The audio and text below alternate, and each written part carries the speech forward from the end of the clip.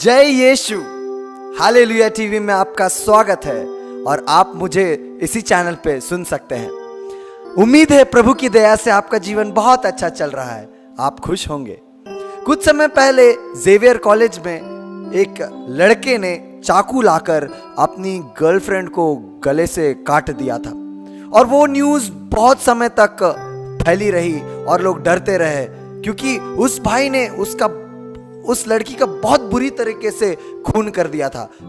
उस लड़की का शरीर और सर अलग हो गया था। बाद में लड़के को जेल ले जाया गया। पर ये बातें आपको मैं इसलिए बता रहा हूं क्योंकि ये लड़का अपना मर्दानगी दिखाना चाहता था। जब लड़की ने उसके प्यार को ठुकराया तो ये लड़का जाकर उसको मार डाला। ऐसे बहुत सारे किस्से सुनने को मिलते हैं। जब लड़की लड़के के प्यार को ठुकरा देती है तो लड़का जाकर एसिड फेंक देता है, लड़की का चेहरा खत्म हो जाता है। कुछ लोग क्या करते हैं, रेप करते हैं। आजकल बहुत सारे रेप के न्यूज़ सुनने को मिलते हैं। ये सब आजकल का डेफिनेशन है मर्दानगी का, मैस्कुलिनिटी का। पहले डेफिनेशन था लोग खूबसूरत दिखते हैं, वेल बिल्ट हैं, ये था डेफिनेशन मैस्कुलिनिटी का। पर आज के जमाने में मैस्कुलिनिटी का डेफिनेशन लोगों ने चेंज कर दिया है। लोग बहुत सारे गर्लफ्रेंड बनाते हैं, बहुत सारे अफेयर में रहते हैं, शो ऑफ करते हैं, मेरी ऐसी गर्लफ्रेंड है, मेरी वैसी गर्लफ्रेंड है, और बोलते हैं ये प्रदर्शन है, ये दिखा रहे हैं उनकी मर्दानगी को। कुछ लोग रिस्पेक्ट नहीं करते हैं लड़कियों को, इसलिए उनको बार बार बदलते रहते हैं कपड़ों की तरह। कुछ समय पहले किसी ने एक व्यक्ति से कहा था, क्या लड़की एक कपड़ा है जिसको तुम बार बार बदलते हो? क्या उनके अंदर में इमोशन नहीं है? क्या उसे ईश्वर ने नहीं बनाया है? क्या वो ईश्वर की इमेज में नहीं है जो तुम उसे खिलौने की जैसे समझते हो, इस्तेमाल करते हो और छोड़ देते हो? हमें एक बहन को, एक लड़की को रिस्पेक्ट करना चाहिए। ये असली मर्दानगी होगा।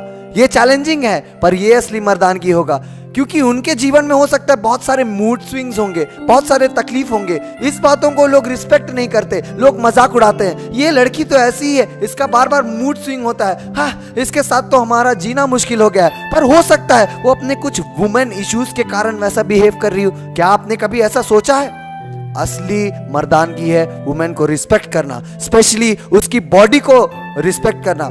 कुछ समय पहले न्यूज में ऐसे पढ़ने को मिला था, ये WHO के द्वारा आया एक न्यूज है जो इंडिया के बारे में, मैं आपको पढ़ के सुनाना चाहता हूं। India is a place where married women is not safe, ऐसा हेडलाइन लिखा हुआ है और उसमें कुछ कुछ ऐसी बातें लिखी हुई है। When the home is not safe what will a woman do? जब घर ही सुरक्षित नहीं है तो एक महिला क्या करेगी? यहां कुछ कुछ न्यूज है जो मैं पढ़ना चाहता हूं। Sexual violence, particularly during childhood, can lead to increased smoking, drug and alcohol misuse and risky sexual behaviors in later life. 42% of women who experience intimate partner violence report an injury as a consequence of this violence.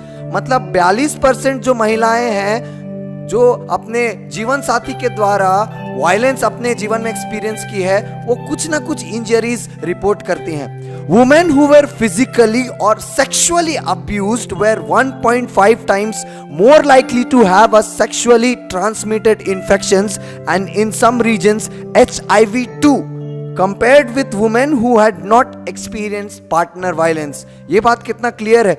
जिस महिला ने अपने जीवन साथी के द्वारा violence अनुभव नहीं किया है, उनके जीवन में सेक्सुअली ट्रांसमिटेड डिजीज यानी HIV जैसे डिजीजेस नहीं पाए गए कंपैरेटिवली उन महिलाओं में जिन्होंने सेक्सुअल वायलेंस फेस किया था। और violence can lead to depression, post traumatic stress and other anxiety disorders, sleep difficulties, eating disorders and suicide attempts. Adverse health effects can also indulge headaches, back pain, abdominal pain, gastrointestinal intestine disorders, limited mobility and poor overall health. ये sexual violence के कारण कई बार महिलाओं को abortion भी कराना पड़ता है। बात बस सिंपल सी है, अगर आप महिला के शरीर को ही रिस्पेक्ट नहीं करते हैं तो ये मैस्कुलिनिटी नहीं है, ये मर्दानगी नहीं है, ये दानवता का एक प्रतीक है। दूसरी चीज है, हमें महिलाओं को बचाना चाहिए। We should protect women instead of blaming them. कुछ लोग बहुत ज्यादा ब्लेम करते हैं महिलाओं को। बाइबल में हम एक बहुत उत्तम उदाहरण देखते हैं संत यूसुफ पिता के बारे में हम पढ़ते हैं। जब माता मरियम पवित्र आत्मा से गर्भवती हुई तो यूसुफ पिता ने उनको त्यागने का सोचा। वो इसलिए उनको त्यागने का सोच रहे थे क्योंकि वो उनको बदनाम नहीं करना चाहते थे। हाँ, अनेक सारे लोग ऐसे हैं, शादी करने से पहले गलत रिश्ता में पड़ जाते हैं और जब बच्चा आने वाला तो उसको छोड़ के चले जाते हैं। ये बदनाम करने का तरीका है। पर यूसुफ चूंकि धर्मी था, वो माता मरियम को बदनाम नहीं करना चाहता था, इसलिए वो उनको छोड़ने का सोच रहा था। पर जब स्वर्गदूत ने उनको सपने में आकर बोला कि माता मरियम स्वर्ग आत्मा से, पवित्र आत्मा से गर्भवती है, आप उसको नहीं त्यागे, तो यूसुफ पिता ने माता मरियम को अपनाया। ना सिर्फ उनको अपनाया बल्कि उनके इमेज को अपनाया, उनको अपना नाम दिया, उनके बच्चे को अपना नाम दिया। कुछ लोग महिलाओं के जो कैरेक्टर है, इमेज है, उसको मलाइन करने का प्रयास करते हैं, उसको खराब करने का प्रयास करते हैं। हमें इन चीजों से उठना है। ये मर्दानगी नहीं है, ये दानवता का प्रतीक है। Instead we should protect the image of women that we respect and love. और तीसरी बात है, हमें महिलाओं के साथ खड़ा होना है। We should stand by her, specially जब उनको हमारी जरूरत है, जब वो बहुत ज्यादा दुखी हैं, जब वो बहुत ज्यादा निराश है, हताश है और उनके जीवन में उनको कुछ नजर नहीं आ रहा है, तब हमें उनके साथ रहना चाहिए। यूसुफ पिता मां मरियम के सबसे कठिन वक्त में उनके साथ थे। जब मां मरियम प्रेग्नेंट थी तो यूसुफ पिता उनके साथ मिस्र जाते हैं, वापस यरूशलेम आते हैं। इस प्रकार से हम देखते हैं यूसुफ पिता एक बहुत उत्तम उदाहरण है मैस्कुलिनिटी का। यही असली मर्दानगी है, अपने महिला को दबा के रखना, मारना और उनके ऊपर अत्याचार करना, ये मैस्कुलिनिटी नहीं है। क्योंकि यूसुफ पिता ने मां मरियम के ऊपर ऐसा नहीं किया, बल्कि बिल्कुल इसके विपरीत माता मरियम को आदर किया, उनको बचाया, उनके साथ रहे। यही है मैस्कुलिनिटी, और मैस्कुलिनिटी का यही डेफिनेशन है। We should respect women, we should protect women and we should stand by her.